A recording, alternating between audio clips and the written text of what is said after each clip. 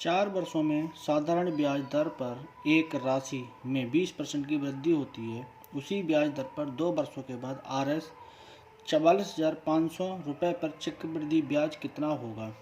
UPSI 2018-2021 का question है।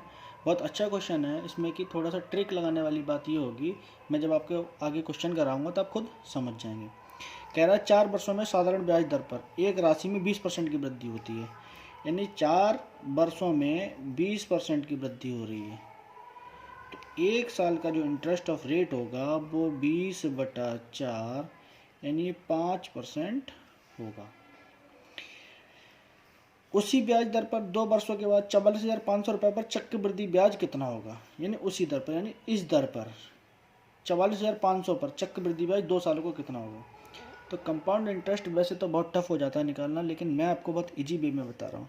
Interest of rate है 5%, यानी ए इंटरेस्ट ऑफ रेट जो है 5% अगर हमारी है, अगर परसेंटेज को हम फ्रैक्शन में कन्वर्ट करेंगे तो ये आएगा 1/20। तो 1/20 जब इस फॉर्म में हमारा आएगा, अगर इंटरेस्ट ऑफ रेट हमारी 1/a के फॉर्म में आती है तो जो हम a है उसको हम लिखते हैं a²।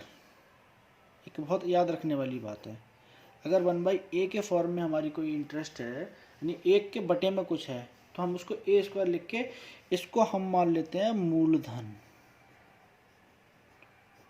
या प्रिंसिपल। अब a की वैल्यू यहाँ से हमें मिल रही है 20, तो हम क्या करेंगे, 20 को हम प्रिंसिपल मानेंगे, तो 20 की घात 2 यानी 20⁻²। इसको अगर हम सॉल्व करेंगे तो ये हमारा आएगा 400 यानी 400। तो ये 400 हम जो है इसको ये मान लेते हैं कि हम 400 प्रिंसिपल मान लेते हैं, अभी के लिए प्रिंसिपल हमारा 400 है। अब इस पर रेट ऑफ इंटरेस्ट क्या हमारी, ये है 5%, जो कि बनती है हमारी 1/20, और टाइम दे रखा हमें 2 साल। तो 400 पे हमें पहले साल का 1/20 से जो हमें इंटरेस्ट मिलेगा यानी ब्याज मिलेगा वो कितना होगा हमारा, वो होगा 20। और ऐसे ही हम अगले साल के लिए देखेंगे तो फिर हमारा 400 पे जो इंटरेस्ट मिलेगा वो हमें मिलेगा 20। और फिर चक्रवृद्धि ब्याज में क्या होता है कि इंटरेस्ट पे भी इंटरेस्ट मिलता है, तो इस पे भी फिर हमें इंटरेस्ट मिलेगा जो 1/20 से, तो हमारा ये होगा 1। तो टोटल इंटरेस्ट हमारा जो बनेगा जाके वो ये बनेगा 20, 20, 40 और 41, यानी 41 हमारा जो है वो बनेगा ब्याज यहाँ से। अब ये तो आ गया हमारे पास, प्रिंसिपल हमने इतना माना था, और जो प्रिंसिपल हमने इतना माना था वो हमें सवाल में दे रखा है 44,500।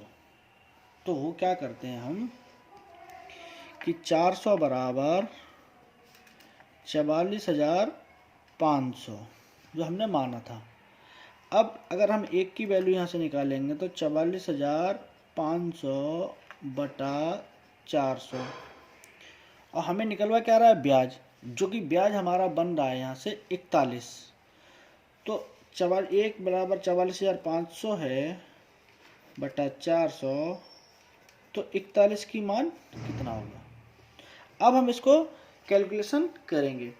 अब कैलकुलेशन में सबसे बड़ी बात ये आ जाती है कि बहुत सारे बच्चे ये होते हैं कि अब इसको कैलकुलेशन कैसे करें, और क्वेश्चन में कुछ नहीं था, बस क्वेश्चन में कैलकुलेशन का ही खेल है। अब कैलकुलेशन को देखिए हम कैसे सॉल्व कर सकते हैं।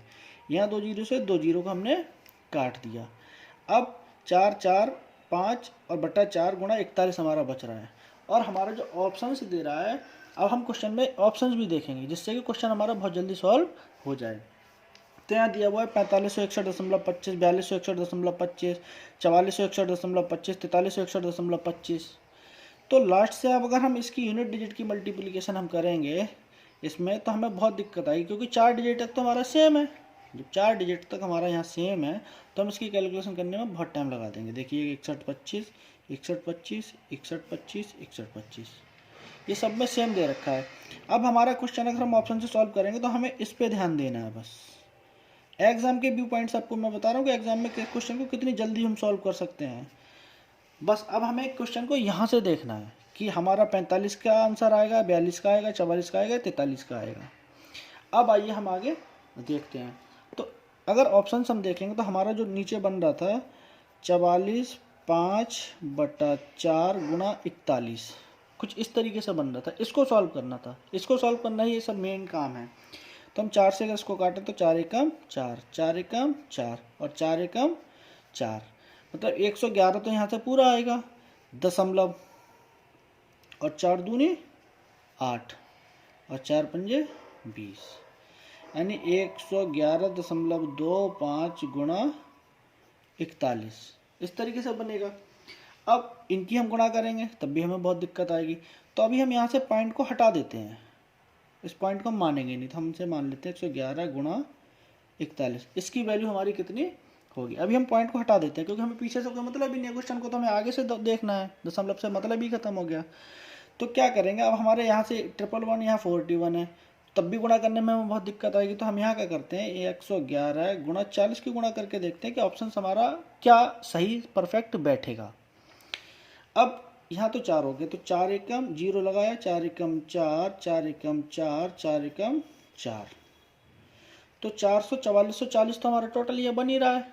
अब हमें गुणा करनी थी 41 बार, लेकिन हमने करी है 40 बार, यानी कहने का मतलब ये है कि हमें 111 इसमें अभी और ऐड करना है, क्योंकि गुणा का मतलब ये होता है बार बार जोड़ना। तो 111 इंटू 41 था, तो हमने 41 की जगह 40 से गुणा कर दिया, मतलब 111 की गुणा हमें 41 बार करनी थी, लेकिन हमने 40 बार ही करी है, तो एक बार हम इसमें और ऐड कर देते हैं। तो 1 1 1 1 4 और 1 5, 4 और 1 5, ये हो गया हमारा 4591।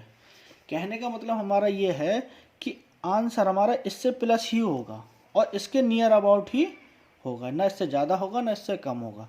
तो हम देखते हैं कि आगे वाली 2 डिजिट आ रही है हमारी 45, मानी आंसर हमारा 45 से ही स्टार्ट होगा, जब पीछे का हमारा डिजिट कुछ भी आए।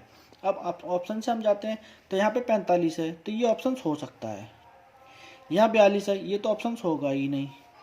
यह हमारा 44 है, क्वेश्चन हमारा 45 से ही होगा, तो ये भी नहीं होगा।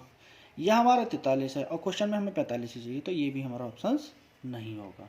तो बहुत सिंपल तरीका था, आपको बस सिर्फ ऑप्शंस देखना था और मल्टीप्लिकेशन करनी थी उसके सूटेबल तरीके से, तो हमारा ऑप्शन इज करेक्ट। जो मैं आपको क्वेश्चन करा रहा हूँ ये एग्जाम में किस तरीके से आपको सबसे आसानी से सॉल्व करने हैं वही मैं आपको सिखा रहा हूँ। क्वेश्चन तो सबको सॉल्व करना आता है, लॉन्ग डिटेल में सब करके ले जाएंगे, लेकिन जब बात टाइम की आती है, टाइम कंज्यूमिंग का बचाना होता है हमें, तो क्वेश्चन को हम इस तरीके से ही सॉल्व करेंगे, और यही हमारा सबसे बेस्ट तरीका है। अगर वीडियो आपको अच्छी लगी हो तो वीडियो को शेयर करें, चैनल को सब्सक्राइब करें।